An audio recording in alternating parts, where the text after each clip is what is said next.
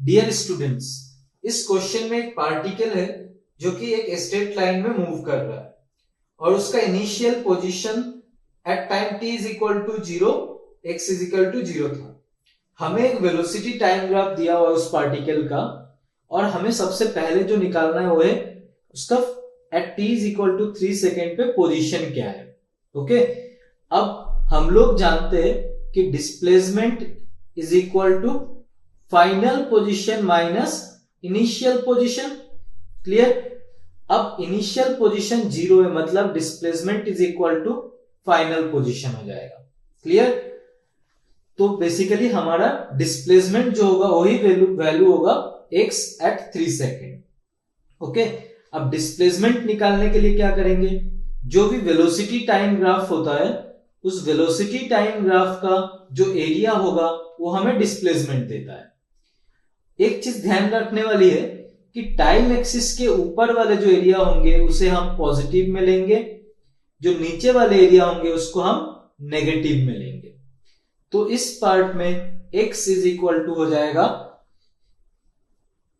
1/2। First हम लोग लिख रहे हैं जो ट्रापीजियम है उसका एरिया, तो 1/2 इंटू 3 इंटू 2 प्लस 1 माइनस नीचे वाले टाइम एक्सिस के नीचे वाला एरिया है इसलिए हम लोग माइनस ले रहे हैं, minus of half into 3 into 1, तो this will be equal to 3 metre. तो जो पोजीशन होगा at t is equal to 3 second वो क्या होगा 3 मीटर।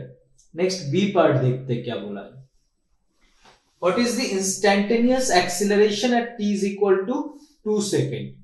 ओके, इंस्टैंटेनियस एक्सीलरेशन का मतलब होता है जो कोई एक इंस्टेंट पे है, और वेलोसिटी टाइम ग्राफ का अगर किसी भी पॉइंट पे या किसी भी इंस्टेंट पे जो इंस्टैंटेनियस एक्सीलरेशन चाहिए होगा वो होगा उस पॉइंट पे वेलोसिटी टाइम ग्राफ का स्लोप।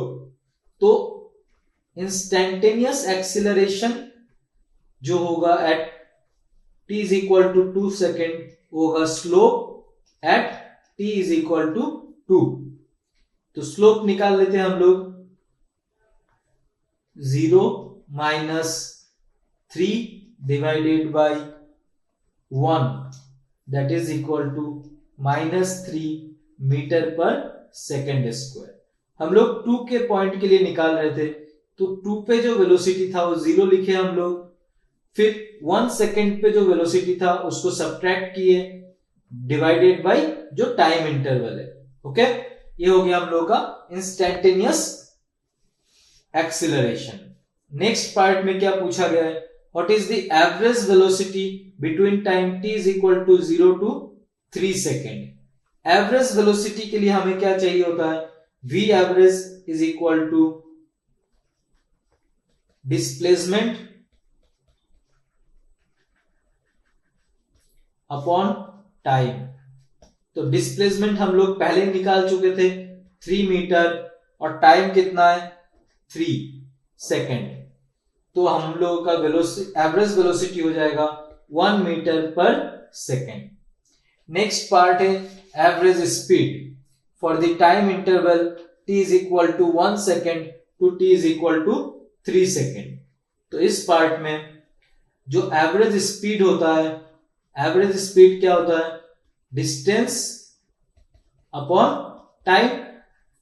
ओके, अब वेलोसिटी टाइम ग्राफ में जब भी हमें डिस्टेंस चाहिए होगा तो हम हर एक एरिया जो निकाल रहे थे उसका मॉडुलस लेंगे, मतलब अगर कोई एरिया नेगेटिव है उसको भी हम लोग पॉजिटिव में लेके ऐड कर देंगे तो हमें डिस्टेंस मिल जाएगा। ओके, तो इस केस में t इज इक्वल टू 1 से 3 के बीच में देख सकते हैं हम लोग कि हमें 2 ट्रायंगुलर एरिया मिल रहा है। तो उस एरिया को अगर लिख ले हम लोग 1/2 इंटू 3 इंटू 1 पहला ट्रायंगल का, सेकेंड ट्रायंगल का भी 1/2 into 3 into 1 divided by time. t is equal to 1 से 3 सेकेंड मतलब 2, तो दैट इज इक्वल टू 3/2 और 1.5 मीटर पर सेकेंड। Okay, thank you.